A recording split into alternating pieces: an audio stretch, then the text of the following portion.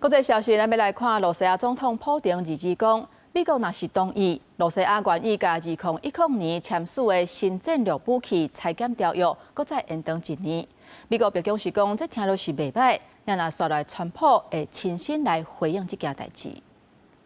罗西亚总统普京讲，若是美国方面也同意，伊愿意甲明年2月到期的新战略武器裁减条约，搁再延1年。Чтобы не провоцировать дальнейшую гонку стратегических вооружений, обеспечить приемлемый уровень предсказуемости и сдержанности, считаем оправданным попытаться сохранить на нынешнем достаточно турбулентном этапе сложившийся благодаря ДСНВ статус-кво. Полагаем, что данная мера станет жизнеспособной только при том условии, что США будут действовать аналогичным образом. The president is aware of this offer extended by President Putin, and I'll let him comment on it later. I think it sounds pretty good, but he wants to make some comments on that himself. 这项提议是普京伫咧罗西亚安全会议上公布，也正拄好是乌克兰想要游说川普对罗西亚实施更加严厉制裁时阵。 新战略武器裁减条约是目前美罗之间唯一有缘有效的战略核武管制条约，